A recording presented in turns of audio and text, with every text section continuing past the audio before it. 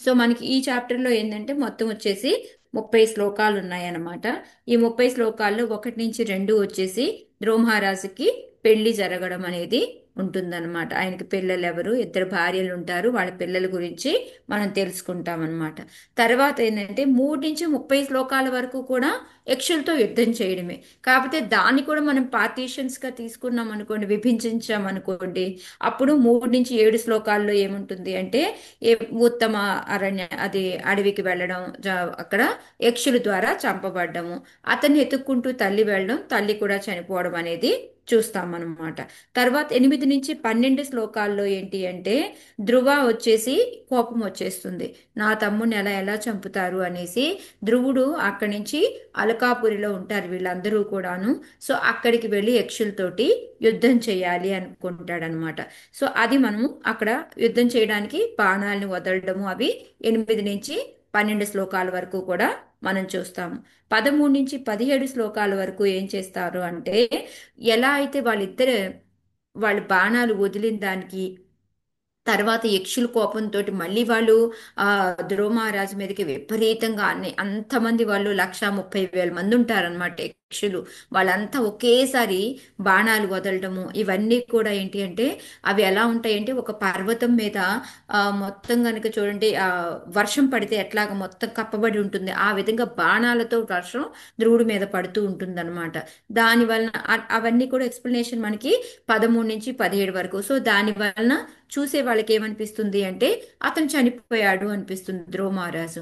కానీ ధ్రువ మహారాజు ఎలాగంటే సూర్యుడు అస్తమించినట్టుగా మనకి అనిపించినప్పటికీ కూడా సూర్యుడు లేకుండా పోలేదు, ఉంటాడు. సో అదే విధంగా సూర్యోదయం అయినప్పుడు ఎలా అయితే మళ్ళీ చీల్చుకొని బయటకు వస్తాడో అదే విధంగా వీళ్ళు మేఘాలు లాంటి వాళ్ళు, మేఘం అడ్డం ఉన్నందువలన, ఒక పొగమంచు అడ్డం ఉన్నందువలన మనకి ధ్రువుడు చనిపోడు అని చెప్తూ ఆయన చీల్చుకొని బయటకు వస్తాడనమాట. 13 నుంచి 17 వరకు మనకి ఆ ఉపమానాలతోటి ఎలాగుంది, వాళ్ళు వేసే బాణాలు పర్వతం మీద వర్షం పడుతున్నట్టు, సో ఆ విధంగా ఆయన బాణాలతో ఉన్నాయని, సూర్యుడిని కప్పలేమనేసి, సూర్యుడు చనిపోవడం అనేది ఉండదు అనేసి, ఈ విధంగా అవన్నీ కూడా మనకి 13 నుంచి 17లో మనం వింటామన్నమాట. నెక్స్ట్ 18 నుంచి 21 శ్లోకాల వరకు కూడా ఏంటంటే ఇంకా ఆ యక్షులు ఏంటంటే బాగా గాయపడతారనమాట. గాయపడిపోయి వాళ్ళందరూ కూడాను ధ్రువుడిని ఏంటంటే ఆ మాయాజాలంతో అటాక్ చేస్తారనమాట. అదంతా కూడా మనం 18 నుంచి 21 వరకు చూస్తాము. అదే కాకుండా 22 నుంచి 26 కూడా ఏ విధంగా అటాక్ చేశారు, దానివల్ల ఏం జరిగింది అనేది మనం చూస్తాము. తర్వాత 29 నుంచి 30 వరకు ఇలాంటి మాయాజాలంతో ఏమైనా చేస్తే ఆ టైంలో మనం ఏం చేయాలి అనేది గుర్తు చేయడానికి ఋషులు వస్తారనమాట. ఋషులు వచ్చి వాళ్ళు ధైర్యం చెప్తారు ధ్రువుడికి.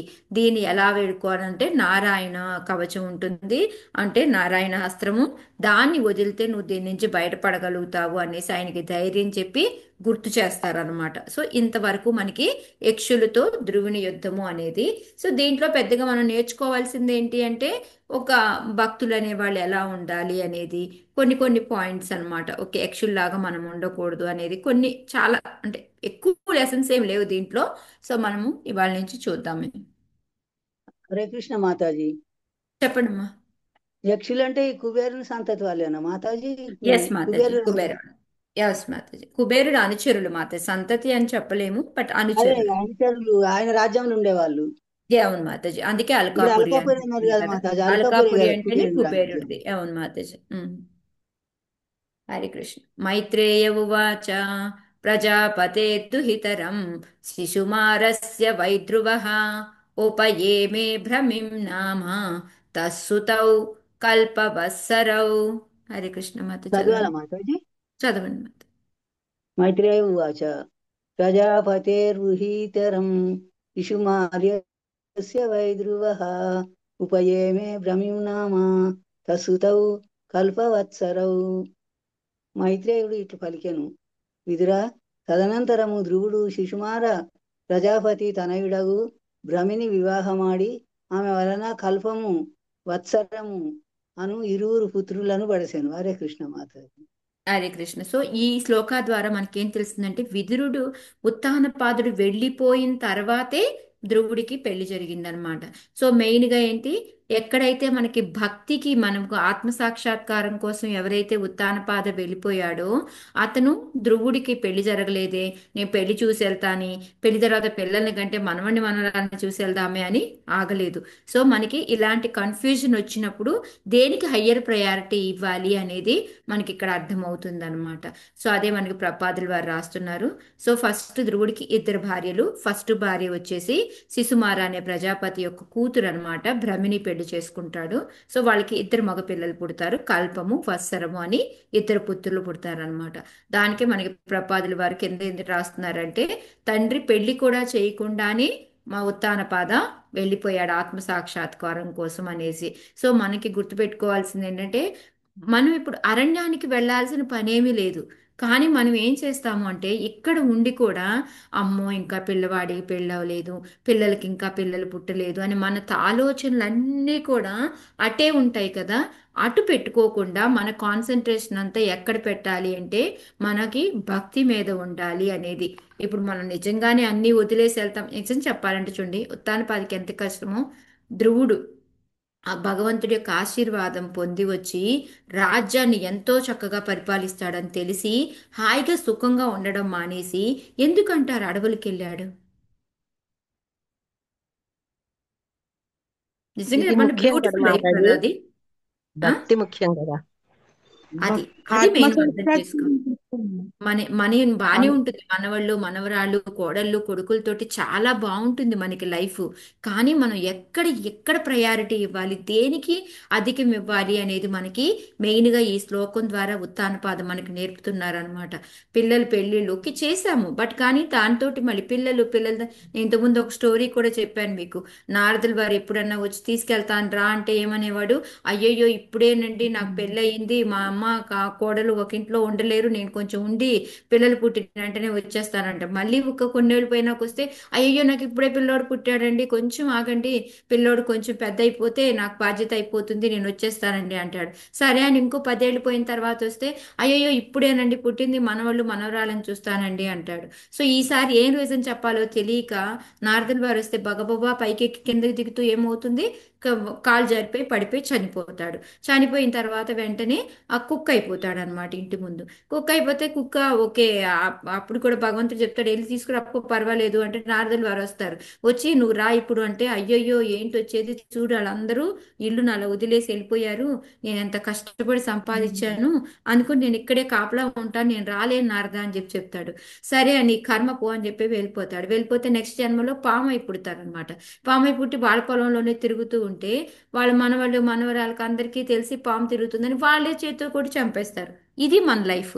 కానీ మనం ఏమనుకుంటాం, మన అనుకుంటూ ఉంటాము, చివరికి ఇలా జరుగుతూ ఉంటుంది. సో ఇక్కడ మెయిన్గా ప్రపాదుల వారు అదే చెప్తూ ఉన్నారు, మనం గృహాన్ని వీడక్కర్లేదు, మనం మన బాధ్యతలు మనం నెరవేర్తించాలి, కానీ ఎక్కువ దానికి అటాచ్మెంట్ పెట్టుకోవద్దు అనేసి మెయిన్గా మనకి ఈ విషయాన్ని ఇక్కడ చెప్తూ ఉన్నారనమాట. ఇంకోటి ఎందుకు ఆయన అంత ఇదిగా వదిలేసి వెళ్ళాడు అంటే, ఆయన రాజర్షి, మనం చెప్పుకున్నాం లాస్ట్ కూడా, మైత్రేయుడు చెప్తా ఉన్నాడు ఆయన రాజర్షి విధు అనేసి. సో రాజర్షి యొక్క లక్షణాలు ఏంటి అంటే, ఆయన రాజుగా ఉంటాడు, సమయం వచ్చినప్పుడు మొత్తం వదిలేసి వెళ్ళిపోగలడు అనమాట ఆత్మ సాక్షాత్కారం కోసం. సో అందుకని ఆయన బాధ్యతలన్నింటినీ కొడుకు అప్పచెప్పాడు. సో హాయిగా వెళ్ళిపోయాడు అనమాట ఆత్మ సాక్షాత్కారం కోసం. సో ఇది అది అందరూ చేయలేని పని, అది రాజర్షి కాబట్టి ఆయన చేయగలిగాడు అనేసి చెప్తూ ఉన్నారు. సో 5 ఏళ్లప్పుడు తపస్సు చేయడానికి అడవులకి కొడుకు వెళితే, ఈయన ఎప్పుడైతే కొడుకు రాజ్యం తీసుకున్నాడో వెంటనే ఈయన కూడా అదే దారి పట్టుకొని వెళ్ళాడు అని చెప్పేసి ప్రపాదులు వారు చెప్తూ ఉన్నారనమాట. సో మనం నేర్చుకోవాల్సిన లెసను, మనం మెయిన్గా మన ఆత్మ సాక్షాత్కారం ఆత్మానుభూతి కొరకు మనం భక్తిని కొంచెం పెంచుకోవడానికే చూడాలి, కానీ అటాచ్మెంట్స్తో కాదు అనేది మనం ఇక్కడ నేర్చుకోవాలి. ఓకే. ఇలయామపి భార్యాయం వాయో పృత్యాం మహాబలః పుత్రముత్కలనామానం యోషిద్రన్నమజి సారీ యోషిద్రన్నమజి మజీజనాత్. చదవండి మాతాజీ.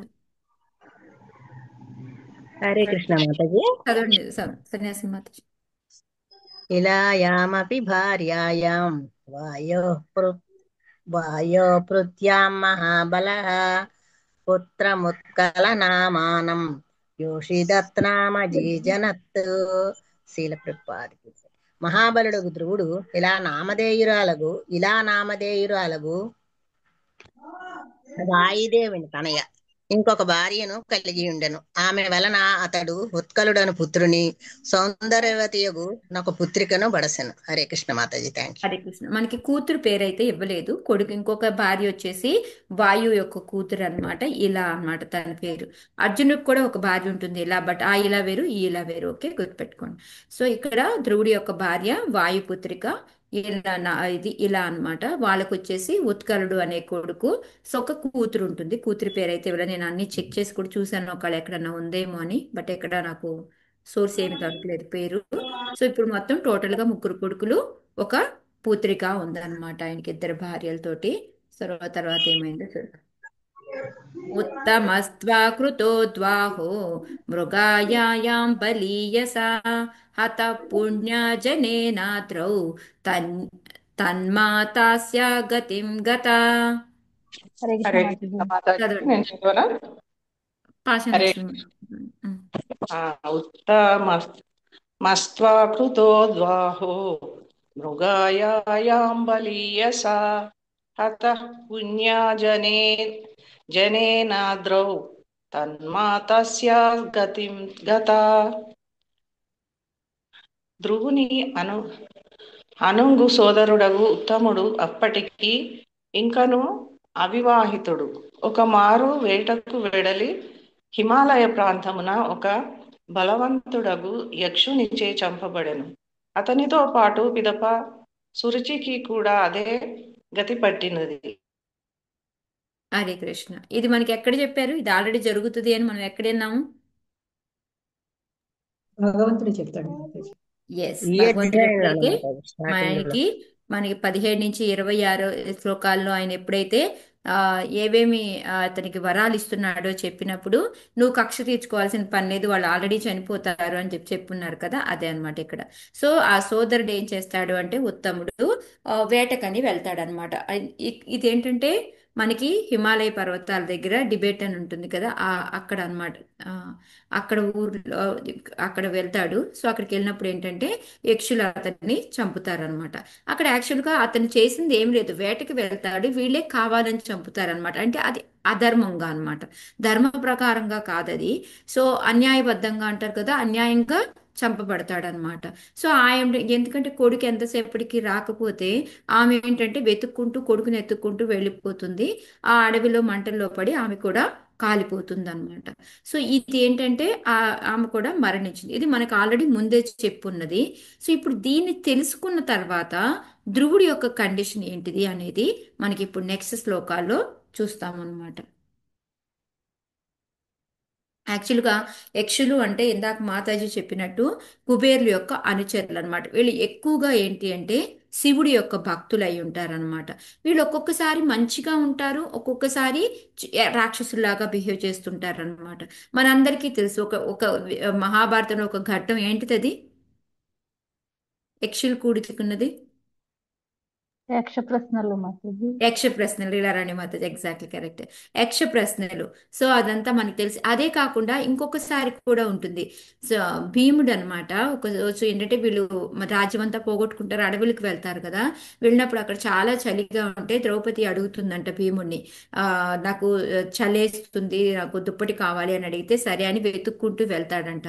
వెళ్తే అక్కడ వీళ్ళంతా ఒక గుంపుగా యక్షులు ఉంటారనమాట. వాళ్ళందరి దగ్గర బ్లాంకెట్స్ ఉంటాయి. సో ఒక బ్లాంకెట్ అడిగితే ఇది మాది, మేమెందుకు ఇవ్వాలి, కావాలంటే మాతో నువ్వు బాగా బలశాలిగా కనపడుతున్నావు కదా, యుద్ధం చేసి తీసుకెళ్ళిపో అంటే మొత్తం అక్కడ ఉన్న వాళ్ళందరినీ చంపేసి అన్ని దుప్పట్లు తీసుకొని వెళ్ళిపోతాడంట ధ్రువుడు. సో ధ్రువుడు సారీ భీముడు అనమాట. సో ఇంకోసారి మనకి తెలుసు, ఎప్పుడైతే వీళ్ళందరికీ దప్పిగ్గా ఉంది అనేసి వాటర్ కోసం వెళ్తే ఈ యక్షులు ఏం చేస్తారు, మాది వాటర్ మేము ఇయ్యము అంటారు. మేము కాదు అనేసి బలవంతంగా తాగబోతే అతను ఆ నీళ్లు తాగిన వెంటనే మూర్చబడిపోతారు. అలా వరుసగా అందరూ వెళ్ళిపోతారు. లాస్ట్ లో ధర్మరాజు వస్తాడు. ధర్మరాజు వచ్చేసి ప్రశ్నలు అడుగుతాడు, ప్రశ్నలన్నిటికీ కూడా సమాధానం చెప్తాడు. వాటిని యక్ష ప్రశ్నలు అనేసి అప్పుడు ఆయన ఆనందంతో మళ్ళీ వాళ్ళ తమ్ముళ్ళందరినీ కూడా బతికించడము ఇదంతా కూడా మనకి తెలిసిందే అన్నమాట. సో ఈ యక్షులు అనే వాళ్ళకి ఏదంటే మాయాజాలం పవర్స్ అనేవి ఎక్కువ ఉంటాయి వాళ్ళు. సో ఒక్కొక్కసారి వాళ్ళని గంధర్వులతో ఈక్వల్ గా కూడా చెప్తూ ఉంటారు, ఒక్కొక్కసారి రాక్షసులతో ఈక్వల్ గా కూడా చెప్తారు. అంటే దానిలో కూడా మేబీ రెండు జాతులు ఉన్నాయో మరి ఏంటో నాకు తెలియదు. ఒక్కోసారి ఒక్కోటి బాగా మరి అలా బిహేవ్ చేస్తూ ఉంటారు అనమాట. కానీ మాక్సిమం వీళ్ళు శివుడి యొక్క భక్తులు అనమాట. సో ఇంతవరకు నాకు తెలిసింది మీకు యక్షుల గురించి చెప్తున్నాను. సో ఇప్పుడు వినిన తర్వాత ఏం చేస్తాడు అనేది చూద్దాం. ధ్రువో భ్రాతృవధం శ్రుత్వా కోపామర్హశుచార్పితః జైత్రం స్యందనమాస్థాయ గతః పుణ్యజనాలయం. లీలారాణి మాత చదువుతారా? ఎస్ మాత చదువుతాను. ధ్రువో భాతృవధం శ్రుత్వా కోపామర్షసు చార్పితః జైత్రం స్యందనమాస్థాయ గతః పుణ్యజనాలయం. హిమాలయ పర్వతములందు యక్షులచే తన సోదరుడు ఉత్తముడు సంభవింపబడుటను వినిన ధ్రువుడు క్రోధముతోనూ శోకముతోనూ విహ్వలుడై యక్షపురము అలకాపురిపై దండెత్తుటకు రథమునెక్కి బయలుదేరెను. హరే కృష్ణ. హరే కృష్ణ. థ్యాంక్ యూ మాతాజీ. సో ఇక్కడ ఇప్పుడు ఎప్పుడైతే యక్షుల చేతిలో చనిపోయాడు అని తెలిసిందో ధ్రువుడికి ఎందుకంటారు అంత కోపం? అంత మంచి భక్తుడు కదా, కోపము శోకము ఎందుకు వచ్చాయంటారు? మామూలుగా అయితే ఒక భక్తుడికి ఉండాలా కోపము? కోపం ఉండాలా ఉండకూడదా చెప్పండి? భక్తుడికైతే కోపం ఉండకూడదు, కానీ మాతాజీ ఉమ్. అతను రాజు కదా, భక్తుడే కదా మాతాజీ రాజు అయితే మాత్రం. మరి అతను అతను ఇప్పుడు ప్రస్తుతం చక్రవర్తి అయినప్పుడు మరి అతను ధర్మాన్ని పాటించాలి. ఇప్పుడైతే భక్తుడికి కోపం ఉండకూడదంటారా అసలు? మేబీ కరెక్ట్ అంటే వేలో చంపలేదనేమో మాతాజీ. చెప్పండి పద్మాక్షి మాతాజీ. ధర్మానికి ఇట్లాగా కీడు వచ్చినప్పుడు కోపం అనేది మనం చూస్తారు. చాలా సార్లు చెప్పుకున్నాం భక్తులకి కోపం రావచ్చు ఎప్పుడు. మాతాజీ కరెక్ట్ ఫామ్ లో ఆయన్ని చంపలేదేమో అని మాతాజీ. ఓకే, ఇల్లి అది అంటే ఓకే. తప్పుగా యా, చంపారు కదా, తన తప్పు తప్పుగా లేకుండా. చంపారు. ఇప్పుడు ఓకే, ఇప్పుడు మాతాజీ క్షత్రియులు కాబట్టి చంపారు కాబట్టి ఓకే ప్రతీకారం ఇది అనుకున్నాం. బట్ భక్తులు ఎలాగా మామూలుగా ఇప్పుడు ఈ ప్రతీకారం తెచ్చుకునే పని లేదు. అలా అని వాళ్ళకి కోపం రాకూడదా? అసలు ఉండకూడదా కోపం? భగవంతుని గురించి ఎప్పుడైనా తప్పుగా మాట్లాడేటప్పుడు గాని భక్తులని గురించి తప్పుగా మాట్లాడినప్పుడు గాని వస్తుంది మాతాజీ. ఎగ్జాక్ట్లీ. మనకి ఎన్నో సార్లు మనకి దక్ష యజ్ఞంలో కూడా మాతాజీ ఏం చెప్పారు? ఎవరైనా ఒక వైష్ణవుల్ని కానీ దూషించటం కానీ ఏమన్నా చేస్తే మనం విన్నామంటే దేంతో దేంతో దేంతో సమానం అది?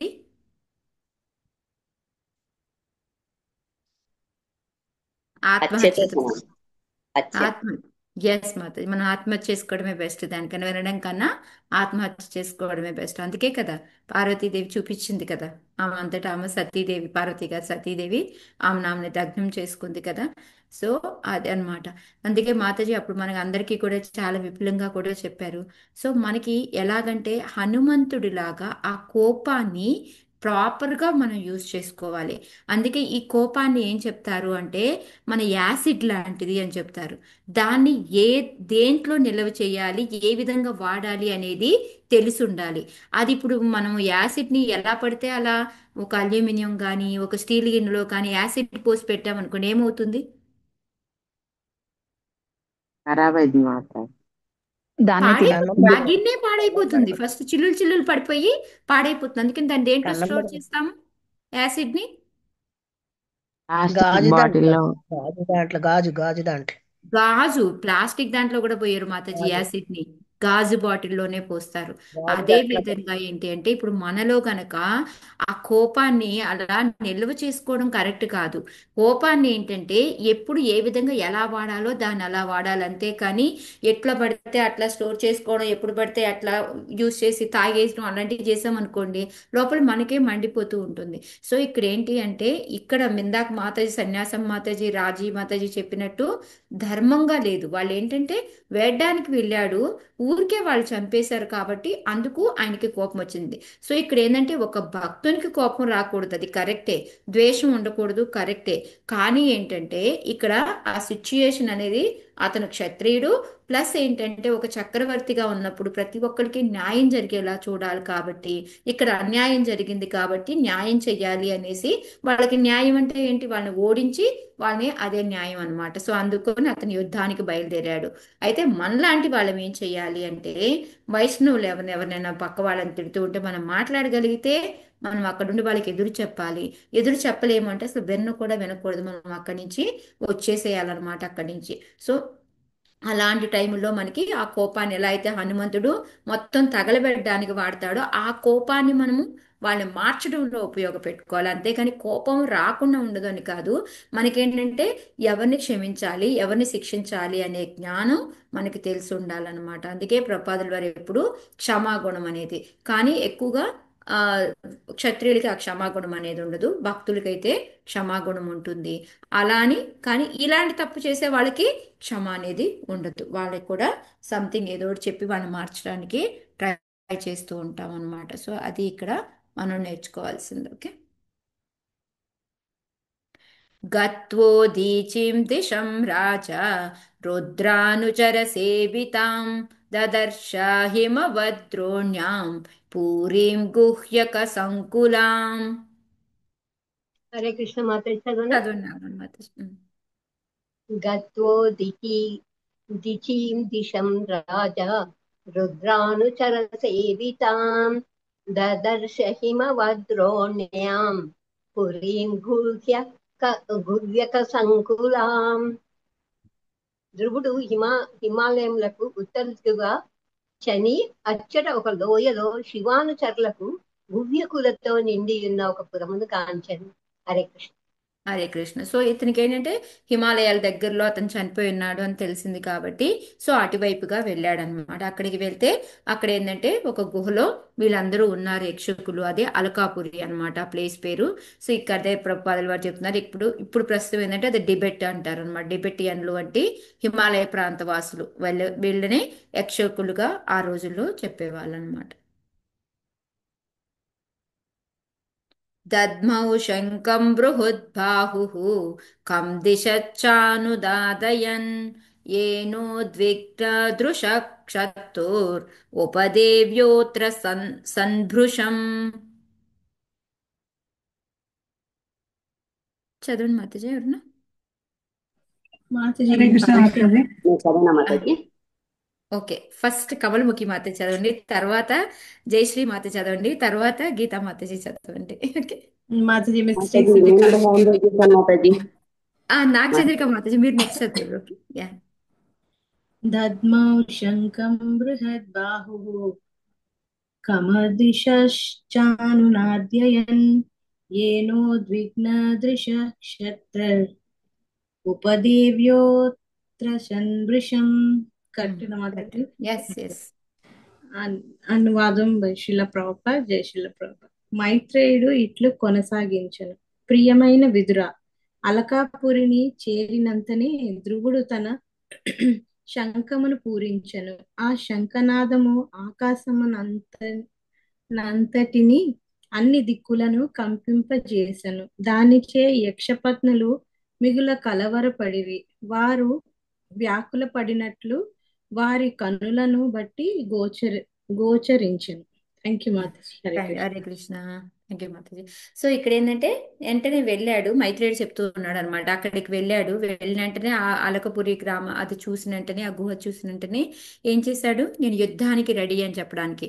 సో మనం చాలా సార్లు చెప్పుకున్నాం, మనం క్షత్రియులు ఎవరు కూడా అలా వెళ్ళిపోయి టప్పని పడిపోవడం అది ఉండదు. దానికి ముందుగా వాళ్ళు ఏం చేస్తారు, మేము యుద్ధానికి రెడీగా ఉన్నాము అని చెప్పేసి వాళ్ళు శంఖాలు ఊదుతారనమాట. అప్పుడే ఆ యుద్ధం అనేది మొదలవుతుంది. మనం భగవద్గీతలో కూడా చూసాం. ఫస్ట్ చాప్టర్లో ఫస్ట్ భీష్ముడు వీళ్ళందరూ, కృష్ణుడు వీళ్ళందరూ కూడా యుద్ధాలు ముగించిన తర్వాత, శంఖాలు ముగించిన తర్వాత యుద్ధానికి రెడీ అని చెప్పి, మళ్ళీ సాయంకాలం అయిపోతే యుద్ధం ఆగిపోయేటప్పుడు కూడా ఒకసారి మోగిస్తారనమాట. సో ఆ విధంగా ఏంటంటే ఆయన శంఖాన్ని పూరించి నేను యుద్ధానికి రెడీ అని చెప్పాడు. సేమ్ మనకి భగవద్గీతలో విన్నాం కదా, వాళ్ళందరూ ఎప్పుడైతే కృష్ణవి పంచపాండవులు అందరివి కూడా ఎప్పుడైతే మోగించారో అప్పుడు ఏమైపోయింది, వాళ్ళందరికీ కౌరవులకి ఏమైపోయింది, ఉండేది బద్దలు చేయాలి. శ్లోకాలన్నీ భయపడతారు. మర్చిపోయారా, గుర్తు తేవాలా మళ్ళీ? సో అది వాళ్ళందరి భయపడతారు. హృదయాల్లో కూడాను ఆ ఆ, భయం అయిపోతుంది అనమాట. సేమ్ అలాగే ఇప్పుడు కూడా ఏంటంటే ఆ ధ్వని అన్ని దిక్కులకి, ఎందుకంటే ఆల్రెడీ కోపంతో ఉన్నాడు, సో అతను ఇంకా గట్టిగా ఊదాడు, దానివల్ల అన్ని దిక్కులకి కూడా సౌండ్ వచ్చేసింది. అదేంటంటే ఈ యక్షప్రతినులు అయితే ఎవరైతే ఉన్నారో వాళ్ళకి వ్యాకులు పడ్డ, అంటే వాళ్ళకి భయం వేసింది అనమాట ఆ సౌండ్ తోటి. ఏదో మనకి ఏ ముప్పు రాబోతుంది అనేది వాళ్ళకి ఆ భయం వేసింది. సో అది ఎట్లా తెలుస్తుంది అనేసి మళ్ళీ మనకి డౌట్ రావచ్చు, కాబట్టి వాళ్ళ కన్నుల్ని చూస్తేనే అర్థమవుతుంది. ఇప్పుడు మనం భయపడినప్పుడు చూడండి, మన కళ్ళు ఎలా బాబోయ్ అన్నట్టు ఇలా ఉంటుంది, మనం ధైర్యంగా ఉన్నప్పుడు ఎలా ఉంటుంది, భయపడినప్పుడు ఎలా ఉంటుంది, మన కళ్ళతోటి మనకి అర్థం చేసుకోగలుగుతాం. మన కోపం వస్తే ఎలా ఉంటుంది, ఓకే, ఇవన్నీ కూడా మనం ఏడ్చి వచ్చామనుకోండి తెలిసిపోతుంది ఎవరికైనా కూడా. మనం భయంతో ఉన్నది తెలిసిపోతుంది. ఒకసారి చూడండి, మాతాజీ వస్తే మాతాజీ మీకు బాగాలేదా అంటాం, ఎందుకంటే మాతాజీ కళ్ళు చూస్తే ఫస్ట్ చెప్పేస్తాం మీకు బాగాలేదు అనేసి. సో ఆ విధంగా ఏంటంటే వాళ్ళ కళ్ళని బట్టి వాళ్ళ మనకి తెలుస్తుంది అని చెప్పేసి ఇక్కడ మైత్రేయుడు చెప్తున్నాడు అనమాట విదురుడికి. తతో నిష్క్రమ్య బలిన ఉపదేవా మహాభటాః అసహంతస్తన్నినాదం అభిపేతురుదాయుధాః. హరే కృష్ణ మాతాజీ చెప్తున్నా. హరే మాతాజీ కృష్ణ. ఉండండి ఒకసారి, వీళ్ళంతా వరుసగా ఉన్నారు, అయ్యాక మీకు సునీత మాతాజీ మీకు మాతాజీ ఇస్తాను. వాళ్ళని చదవమనండి, పర్వాలేదు. హరే కృష్ణ. ఓకే సునీత మాతాజీ చదవండి. Thank you Mataji. తతో నిష్క్రమ్య బలినా ఉపదేవ మహాభటాః అసహంతస్తన్నినాద నాదం అభిపేతు మాతాజీ, ఓకే నాదం. నాదం ఉమ్. అభిపేతు హృదాయుధాః. మాతాజీ ఓ ఇప్పుడు చూడండి, వీరుడా. నాదం చదివారు కదా, అది ఊ కదా, అక్కడ ఊ మాత్ర కదా, అందుకని ఆ, ఉభిపేతు. ఓకే, ఉభిపేతు అభిపేతు కరెక్ట్ కరెక్ట్ మాత, సారీ మీదే కరెక్ట్. అభిపేతునా మేడం? యా అభిపేతు కరెక్ట్ మాత, ఆ, మీనింగ్ చెప్పండి. ఓ వీరుడా విదురా, బలశాలురగు యక్షవీరులు ధ్రువుని శంఖధ్వనిని సహింపజాలక ఆయుధములతో నగరము నుండి బయల్వడలి అతనిని ఎదుర్కొనిరి. Hare thank you Krishna. మాతాజీ. హరే కృష్ణ. సో ఇప్పుడు ఏమవుతుంది, ఎప్పుడైతే ఆయన శంఖం ఊదాడో వీళ్ళు కూడా ఒక క్షత్రియుల కేటగిరీకి సంబంధించిన వాళ్ళే అనమాట. వీళ్ళకి ఏంటంటే ఆ ధ్రువుడి శంఖం విన్నంటనే వాళ్ళకి ఏంటంటే ఇంకా తట్టుకోలేపారు ఆ సౌండ్ అదంతా కూడా. ఓ పక్క భార్యలు బాధపడుతూ ఉన్నారు. సో ఇవన్నీ చూసి వాళ్ళు ఏం చేశారు, ఓకే మనమే ఇంకా ఎక్కువ మంది ఉన్నాము, ఏంటి మనకేంటి అనేసి మొత్తం ఆయుధాలన్నీ తీసుకొని బయలుదేరమాట. వాళ్ళు మొత్తం ఎంతమంది అంటే 1,30,000 మంది ఉన్నారు అక్కడ యక్షులు. సో వాళ్ళందరూ కూడాను యుద్ధం చేయడానికి బయటకు వచ్చారనమాట, అనేక రకాలైన ఆయుధాలు తీసుకొని వచ్చారు.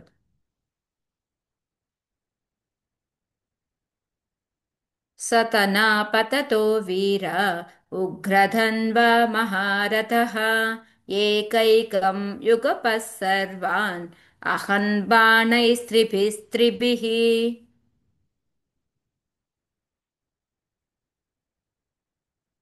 నాగచంద్రిక మాతాజీ మీరు చదవండి. హరే కృష్ణ. సతనా తతానా పతతో వీర ఉగ్రధన్వ మహారథః ఏకైకం యుగపత్సర్వానహన్ బాణైస్త్రిభిస్త్రిభిః.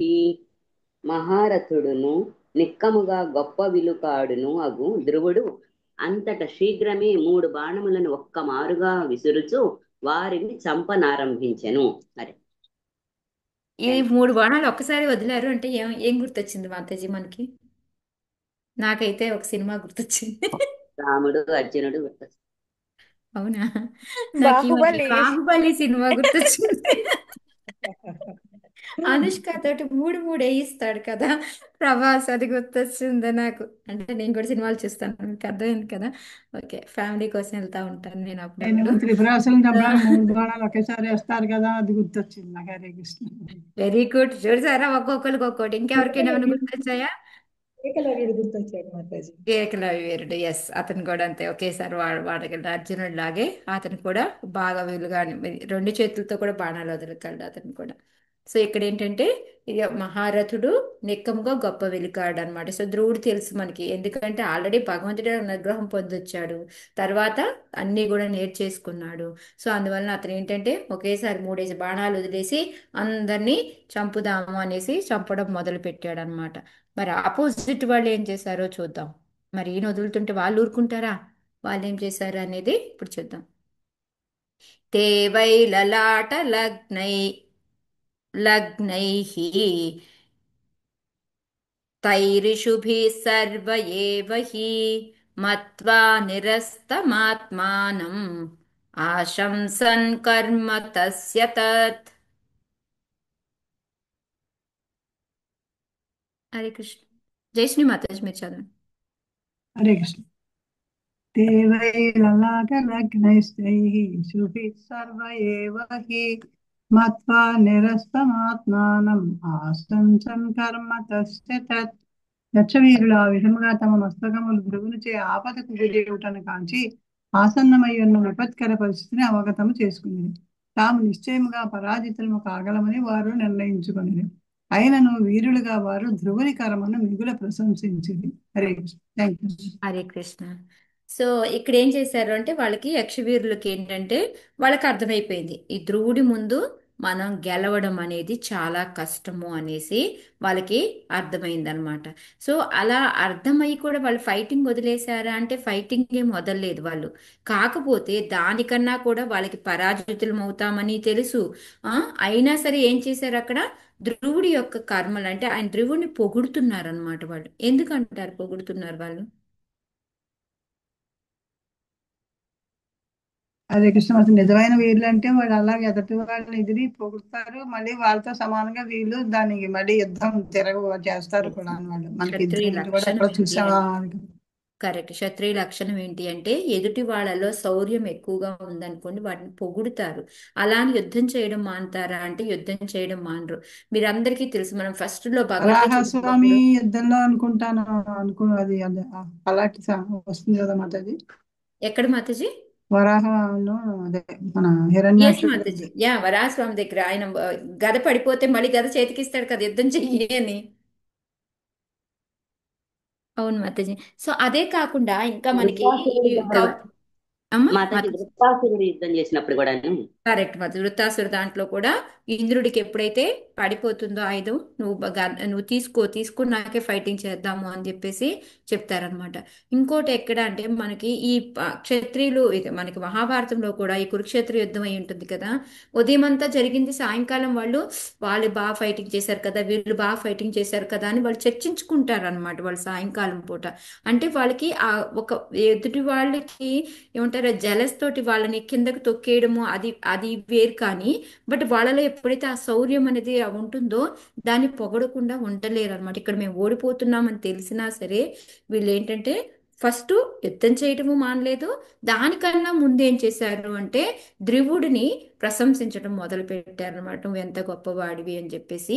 ఆయన యొక్క వీరోచిత కర్మలు ఏంటి అంటే ముందు ఆయన వెళ్ళి వచ్చేయటం 5 ఏళ్ల వయసులోనే తపస్సు చేసుకొని రావడము వాటన్నిటినీ అనమాట. ఓన్లీ ఇక్కడి ఫైటింగ్ చేసే ఒక్కదాన్నే కాదు, ఆయన ముందు ఉన్న కర్మలన్నిటినీ కూడాను అంటే ఆయన ఏమేం పనులు చేశారు అని వాటన్నిటినీ కూడా మేము గుర్తు తెచ్చుకొని వాళ్ళు ఒకసారి ప్రశంసించారనమాట. సో అది ఇక్కడ క్షత్రియ లక్షణం అని ప్రభుపాదుల వారు మనకు చెప్తున్నారు. తేపి చాముమృష్యంతః పాదస్పర్శామివోరగాః శైరైరవిధ్వన్యుగా యుగా కాదు మాతాజీ గణేష్ ఉరగాః యుగపత్. ఓకే, శరైరవిధ్వన్యుగపత్ ద్విగుణం ప్రచికీర్షవః. యుగపత్ దగ్గర ఆపండి మాతాజీ. ఓకే, హరే కృష్ణ మాత చదవనా? చదవండి మాతాజీ. కేపి చాము మముష్యంతః మృష్యంతః మాతాజీ. మముష్యంతః కేపి చాము మముష్యంతః పాదస్పర్శమివోరగాః శరీరైర్విధ్యన్ యుగపద్విత్. యుగపత్ దగ్గర ఆపండి మాతాజీ. శరీరైర్విధ్యన్ శరైర్ యుగపత్. మాతాజీ, శరీర కాదు శరైర్.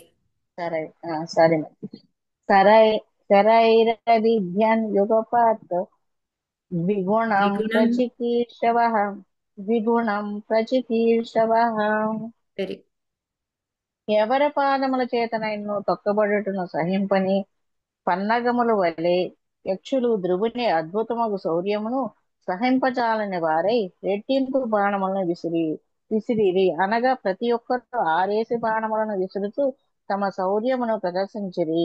హరే కృష్ణ. హరే కృష్ణ. చెప్పా కదా ఇందాక, ఎప్పుడైతే వాళ్ళకి బాణాలు వచ్చి పడుతూ ఉన్నాయో వాళ్ళు ఓడిపోతాము అని తెలిసినప్పటికీ కూడా అతన్ని కీర్తించి ప్రశంసించి మళ్ళీ ఏం చేయడం మొదలు పెట్టారు. ఎట్లా అయితే ఒక పాము మీద మనం కాలేసామనుకోండి, అది ఏం చేస్తుంది?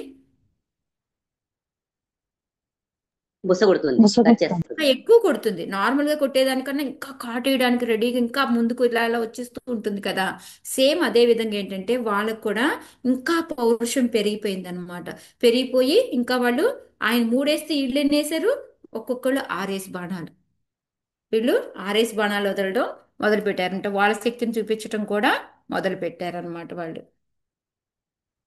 తతా పరిఘినిస్త్రింశైః ప్రాసశూలపరశ్వధైః శక్త్య శక్త్యర్ష్ సమ- శక్తిరుష్టిభిः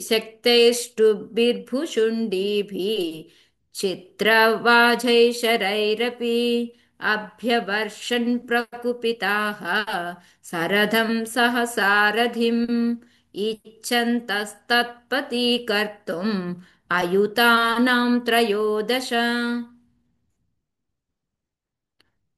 చదువుతారు మాతాజీ. హరే కృష్ణ. 33 మంది ఉన్నారు మాతాజీ. 10 మందే చదివారు ఇప్పటికి.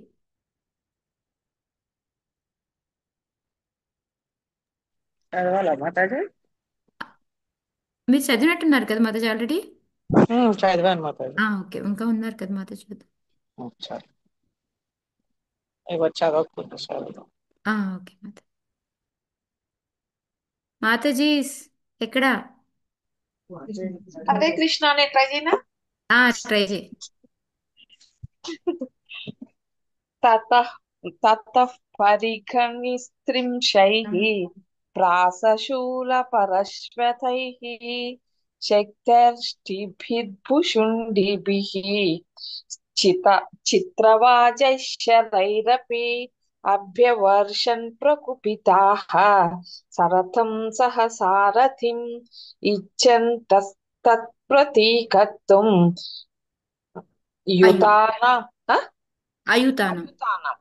అయుతానాం త్రయోదశ. Very good. యక్షులందరూ సంఖ్య వద్దులే. యక్షులందరూ వద్దులే.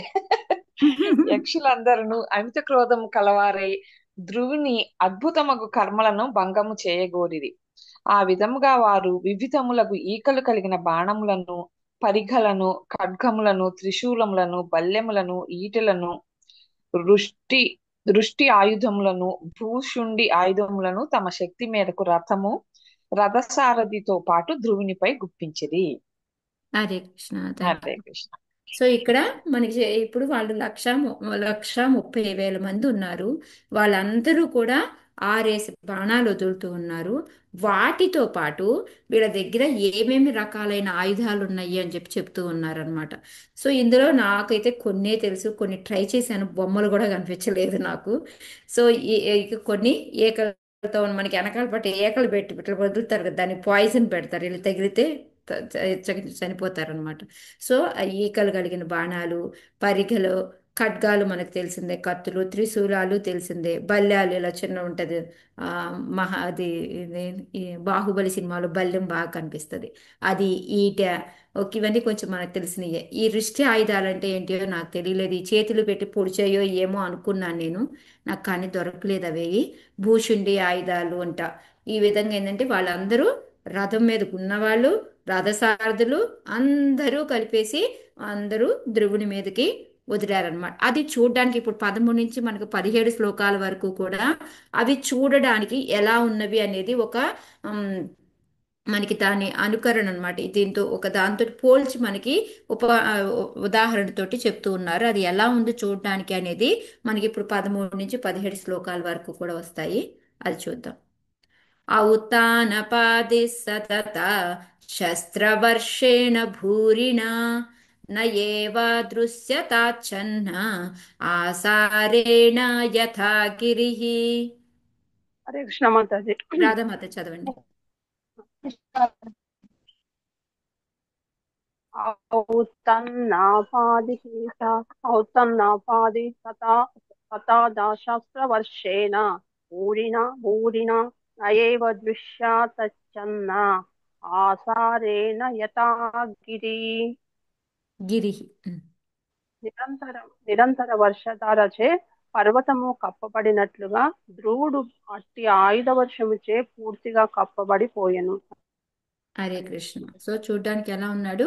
ఎప్పుడైతే ఆయన మీదకు ఫుల్గా అన్ని ఆయుధాలు వచ్చి పడ్డాయో, ఎంతమంది 1,30,000 మంది ఆరేసి బాణాలు వదులుతూ ఈ విధంగా ఉంటే ఒక ఆ రథం మీదకి ఎలా పడి ఉంటాయి అంటారు?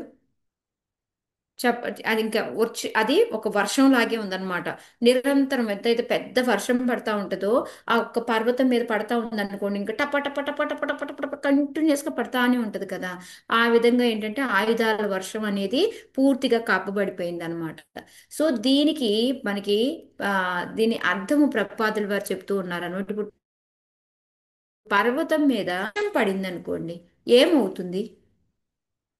దానివల్ల ఏమైనా పర్వతం పగిలిపోతుందా? ధూళిపోతుంది. మాతాజీ బాగా చదివేశారు. యజ్ఞ ఆల్రెడీ అవుతుంది మాతాజీ. కరెక్ట్, క్లీన్ అయిపోతుంది మొత్తం. దాని మీద ఉన్న ఏవేవైతే చెత్త చెదారము దుమ్ము ధూళి మొత్తం అంతా కూడాను కొట్టుకుపోయి మరుసటి రోజు చూస్తే ఎంత అందంగా కనపడుతుందో మనకి. చిన్న చిన్న మొక్కలు రావడం మొదలు పెడతాయి, ఇంకా బాగా అందంగా కూడా కనిపిస్తూ ఉంటుంది అనమాట.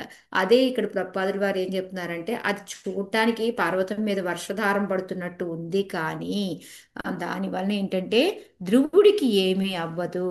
ఎలా అయితే దుమ్మి ధూళి అంతా కూడా కొట్టుకుపోతా ఉంటాయో, అదే విధంగా ధ్రువునిలో ఏంటంటే ఇంకా ఉత్సాహం పెరుగుతూ ఉంటుంది. ఇప్పుడు అదే కదా, ఇందాక వాళ్ళు 3 బాణాలు వేస్తే వీళ్ళు ఎన్ని వేశారు? యక్షులు ధ్రువుడు 3 బాణాలు వేస్తే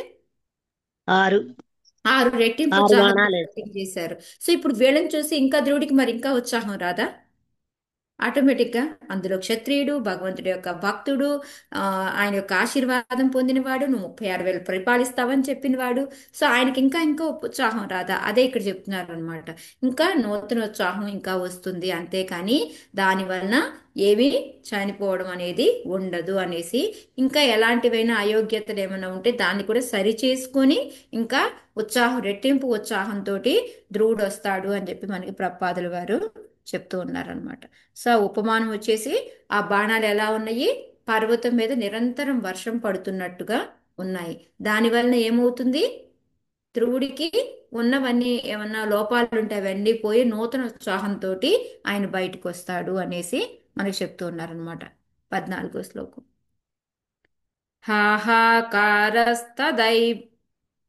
సదైవాసీత్ ఆహాకారస్తదైవాసీత్ సిద్ధానాం దివి పశ్యతాం హతోయం మానవ సూర్యో మగ్న పుణ్య జనార్ణవే.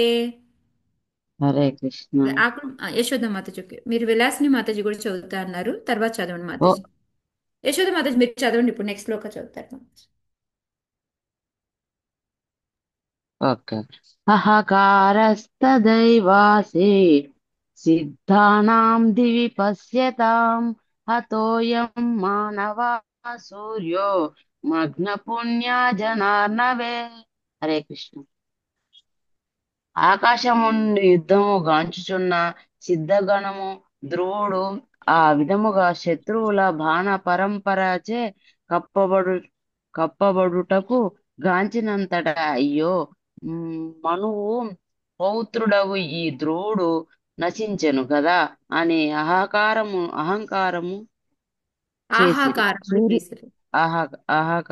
చేసిరి.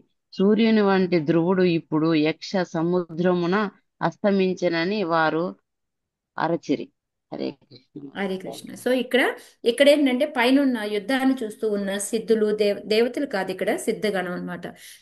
వాళ్ళు ఏంటంటే వాళ్ళు చూసి అయ్యయ్యో ఈ శత్రువులు వేసిన బాణాలన్నిటికీ ఏమైపోయింది అంటే ఇంకా ఈ ధ్రువుడు చనిపోయాడు అంటే నశించను అంటే ఆల్మోస్ట్ ఇంకా అది కూడా ఎవరు మనువు పౌత్రుడు, ఎందుకంటే అక్కడ మనువు యొక్క మనముడు కాబట్టి మను యొక్క పౌత్రుడు ఈ విధంగా నశించిపోతున్నాడే ఈ బాణాల వలన అనేసి వాళ్ళు అరుస్తూ ఉన్నారనమాట.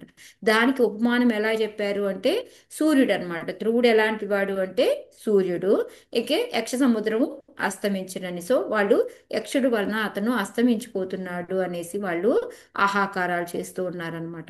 కానీ ఎక్కడైనా సూర్యుడు అస్తమించినా మళ్ళీ రాకుండా ఉంటాడా? ఉదయాన్నే సూర్యోదయం అవుతుందా లేదా? శ్రీకాంత్ మాతాజీ అవుతుంది ఒక చోట మాతాజీ. అస్తమిస్తే ఇంకో చోట ఉదయిస్తారు కదా. ఎగ్జాక్ట్లీ. సో అదే అన్నమాట. సో ఇప్పుడు వాళ్ళు చెప్పిన దానిలో కూడా మనకి లాజిక్ కనిపిస్తుంది. సో అక్కడ వర్షం పడినందువలన లాభం ఏంటి అనేది మనకు అక్కడ తెలిసింది. ఇక్కడ సూర్యుడితో పోల్చారు కాబట్టి సూర్యుడు అస్తమించిన మళ్ళీ లేచి వస్తాడు అనేది మనకి ఇక్కడ తెలుస్తూ ఉంది అనమాట. సో ఇక్కడ ఉపమానం మెయిన్గా అది మనకి ఇచ్చింది. సో ఇక్కడ మానవ అనే పదం ఎందుకు వాడారు అనేది ప్రపాదుల వారు మనకి ఎక్స్ప్లెయిన్ చేస్తున్నారు. మనందరం కూడా మానవులమే, కానీ ధ్రువుడు దాంట్లో కొంచెం హయ్యర్ కేటగిరీ అనమాట. ఎందుకు అంటే అతను ఏంటంటే మెయిన్గా ముఖ్యుడు అనమాట. మను సంతతి వెంటనే వాళ్ళ మనముడే సొంత వెంటనే జనరేషను. ప్లస్ అది కాక ఏంటంటే అతను భక్తుడై ఉన్నాడు కాబట్టి అందుకొని విశిష్టంగా మానవ అనే పదం ఆయనకి వాడారు అని చెప్పేసి ప్రపాదుల వారు చెప్తున్నారు. ఇప్పుడు మనం కూడా మానవులమే, మనమందరం కూడా మన సంతతే కాదా? మనందరమే. మాతాజీ ఫస్ట్ అందుకే ఎవరు? మానవులు అన్నారు. First person స్వయంభూమను. స్వయంభూమను నుంచే మన అందరమే మొదలయ్యామన్నమాట. స్వయంభూమను వాళ్ళ వైఫ్ పేరేంటి? Shatarupa. Shatarupa. Shatarupa. Shatarupa. Correct. Thank you Raji. Shatarupa. వాళ్ళిద్దరి వల్లనే మన యొక్క మొత్తం మానవ సంతతి అనేది 4 లక్షల రకాలైన మానవులు ఎవరున్నారో అంతా కూడా మనం మొదలైంది ఇక్కడి నుంచే అన్నమాట. సో అందుకని ఇక్కడ మనకి మనందరం కూడా దాని గురించి అని చెప్పి చెప్తూ ఉన్నారనమాట. ఇంకా ఈ సిద్ధలోక వాసులు ఏంటంటే వాళ్ళకి విమానం అక్కర్లేదు, వాళ్ళు మామూలుగానే ఎక్కడికి కావాలంటే అక్కడికి, ఎందుకంటే సిద్ధులు ఎక్కువ ఉంటాయి కాబట్టి వాళ్ళు ఎలా మంత్రం చదివేసి ఎక్కడికి కావాలంటే అక్కడికి వెళ్ళిపోతుంటారు. అది ఉంటే బాగుంటుంది కదా, మనకి ఇండియా ఇక్కడికి వచ్చి కడకడక తిరగచ్చు. బట్ కానీ అది కుదరదులే, మనం ఫ్లైట్ టికెట్ కొనుక్కొని వెళ్ళాలి. Super man. Super man, super man, iron man, ఏవో మ్యాన్లు వస్తూ ఉన్నాయి ఇప్పుడు ఈ మధ్య చాలా. ఓకే, అవన్నీ కూడా దీనికి వర్తిస్తాయి అన్నమాట. సో వాళ్ళు ఏంటంటే వాళ్ళు అక్కడి నుంచి చూస్తూ ఉండి వాళ్ళు భగవంతుడికి అది, ఎందుకంటే మనకి ఎప్పుడు కూడా శ్లోకాల్లో మనకి ఎప్పుడు ఏమంటాము, కృష్ణుడు ఎప్పుడు విశుద్ధ భక్తుల్ని కాపాడుకుంటాడు అని. అందుకే అందుకే విశుద్ధ భక్తులు శ్రీకృష్ణ భగవాన్ రక్షింపబడియే కాక దేవతలందరూ చివరికి సామాన్య మానవులు కూడా అతని క్షేమమును రక్షణను గురించి ఆతృతను కలిగి ఉందని శ్రీరూప గోస్వామి పలికి ఉండరి. సో భగవంతుడు ఎప్పుడు కూడాను వాళ్ళందరినీ కాపాడుతూనే ఉంటాడనమాట. అందుకని ఇక్కడ ఏంటంటే ఆ యక్షసాగరంలో అస్తమించడం అనేది జరిగేది కాదు. ఎలా అయితే సూర్యాస్తమయం అవుతుందో పొద్దున్నే మళ్ళీ లేచి వచ్చినట్టే ధ్రువుడు కూడా లేచి వస్తాడు అని చెప్పేసి మనకి ఎక్కడ చెప్తున్నారనమాట. సో మెయిన్ మనకేంటంటే నమ భక్తే ప్రణశ్యతి, భక్తులు ఎప్పుడు కూడా పడిపోవడం అనేది ఉండదు, అది భగవంతుడు చూసుకుంటాడు అనేసి మనకి మెయిన్గా ఇక్కడ ప్రపాదుల వారు అది చెప్తూ ఉన్నారనమాట. అందుకని ఇప్పుడు ఉదయాన్నే సూర్యోదయం అయితే వచ్చేస్తాడు, సాయంకాలం అస్తమయం అయిపోతే వెళ్ళిపోతూ ఉంటాడు, అంతే తప్ప దాని గురించి మనము ఎక్కువ ఇది అవ్వకూడదు. సేమ్ మనకి కూడా ఏంటంటే ధ్రువుడిలాగే మనకు కూడా కష్టాలు వస్తూ ఉంటాయి. వచ్చిన వెంటనే మనము భగవంతుని వదిలేయాల్సిన పని లేదు, భగవంతుడే మనల్ని చూసుకుంటాడు అనేది మనం ఎప్పుడు గుర్తుపెట్టుకోవాలన్నమాట. అది మెయిన్గా మనకి ఇక్కడ లెసన్. నదస్సూయాతు ధానేషు జయకాశిష్వధో మృధే ఉదతిష్టద్రతస్తస్య నేహారాదివ భాస్కరః. విలాసిని మాతాజీ చదవండి. హరే కృష్ణ మాతాజీ. హరే కృష్ణ. వెల్కమ్ మాతాజీ. షేర్ చేస్తా మాతాజీ. చదవండి మాతాజీ. తదస్యాతూటానేషు. వినబడుతుందా మాతాజీ? వెళ్ళిపోతుంది మాతాజీ, చదవండి. వినబడుతుందా? వినపడుతుంది.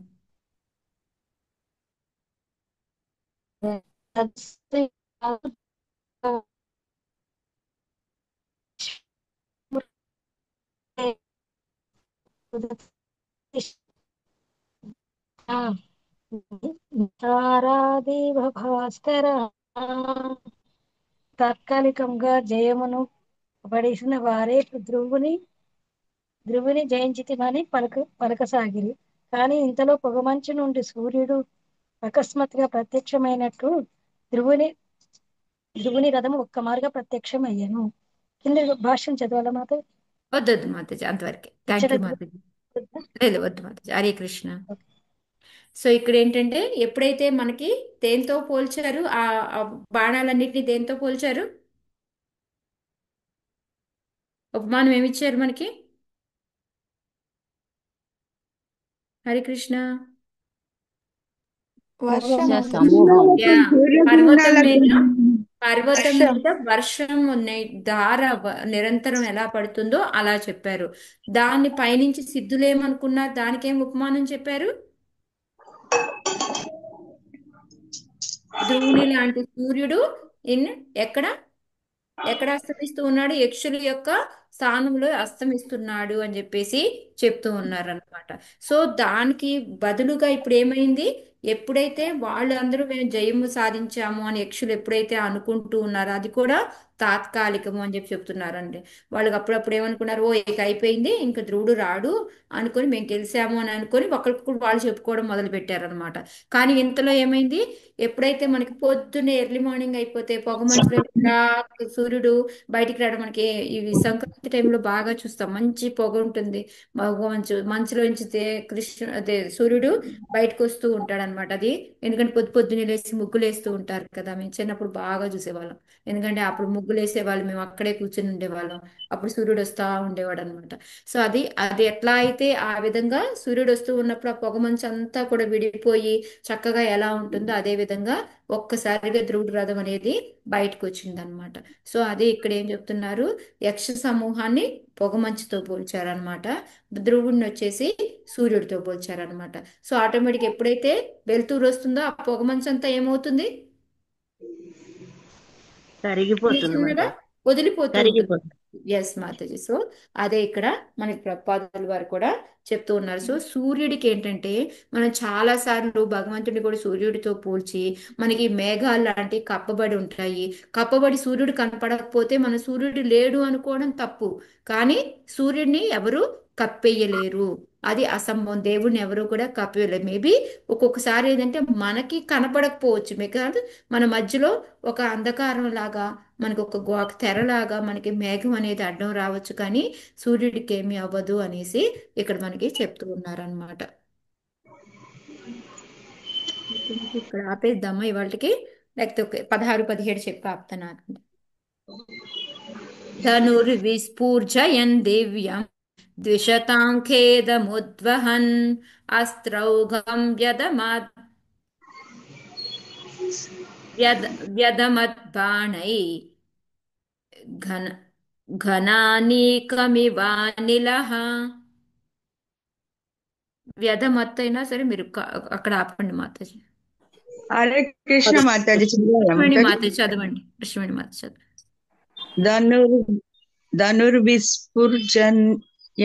ధనుర్విస్ఫుర్జయన్ దివ్యం ద్విషతాం వేదముజ్జహం అస్త్రౌఘం వ్యదమద్బాణై ఘనానీకమివానిలః.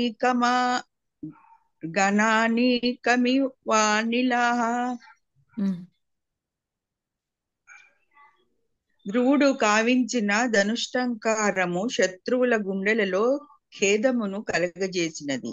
పిమ్మట అతడు ప్రచండ వాయువు ఆకాశమునందలి మేఘమండలమును చిన్నాభిన్నము చేయునట్లు తన శరపరంపరచే వారి ఆయుధములను ధ్వంసము చేయసాగాను. హరే కృష్ణ మాతాజీ. ప్రణామం. సో ఇక్కడ ఆయన యొక్క బాణాలని ఎలా చెప్తున్నారు అంటే, ఆయన ఎప్పుడైతే ఒక గట్టి గాలి వచ్చింది అనుకోండి, ప్రచండ వాయువు అంటాం కదా, అది వచ్చినప్పుడు ఏమవుతుంది, మేఘాలన్నిటినీ కూడా చెల్లాకొదులు చిన్న భిన్నం చేస్తుంది కదా.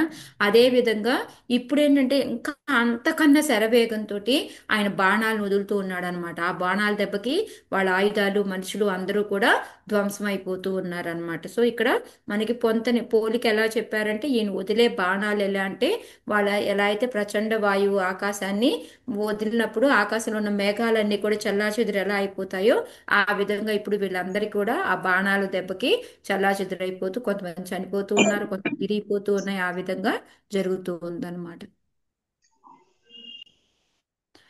తస్య తే చాప నిర్ముక్త భిత్వా వర్మాణి రక్షసాం కాయానా వివిశుస్తిగ్మా గిరీనాశనయో యథా. హరే కృష్ణ మాతాజీ చదవాలా? వైకుంఠేశ్వరి మాత చదవండి లాస్ట్ లో ఒక మాట. తస్యేతే చాపనిర్వృక్తా విద్యా వర్ణాని రక్షసం కాయాన వివిశుస్తిగ్మా గిరినాశనయో యదా. ఇంద్రుని వజ్రాయుద్ధము పర్వతములను భేదించునట్లుగా ధ్రువుడు ప్రయోగించిన వాడి అయిన బాణములు శత్రువుల కవచములను దేహములను భేదించెను. సో ఇక్కడ ఉపమానం ఏంటి అంటే ఇంద్రుడి యొక్క వజ్రాయుధం ఏంటి, ఆయన దాని యొక్క ఫేమస్ ఏంటి వజ్రాయుధం? మామూలుగా పర్వతాల్ని ఎవరు కొట్టలేరు, కానీ దాన్ని ఈ సునాయాసంగా వజ్రాయుధంతో దాన్ని కొట్టగలడు అనమాట. సో ఆ విధంగా ఏంటంటే ఇంద్రుడి వజ్రాయుధం లాగా ఇక్కడ ఈ బాణవులు ఉన్నాయన్నమాట. ఆ బాణవులు ఏంటి అంటే పర్వతాలు అంటే శత్రువుల యొక్క కవచాలు దేహాలు ఉన్నాయన్నమాట. వాటన్నిటినీ కూడా చంపి పడేస్తూ ఉందన్నమాట. ఈజీగా, ఎంత ఈజీగా సునాయాసంగా మనకి వజ్రాయుధం అనేది పర్వతాన్ని ఛేదించగలదు, అదేవిధంగా ఈ బాణాలతోటి వాళ్ళందరినీ కూడా చంపడం మొదలు పెట్టాడు అనమాట. కొన్ని తలలు ఎలా పడి ఉన్నాయి, వాటన్నిటికీ ఎలా డెకరేషన్ చేస్తున్నాయి, అవన్నీ కూడా నెక్స్ట్ శ్లోకాల్లో మనం చూస్తాము. ఓకే, సో ఇక్కడికి మనం వాళ్ళు క్లోజ్ చేద్దాం. హరే కృష్ణ. పెద్ద ఎక్కువగా ఏం లేవు మనకి ఇందులో.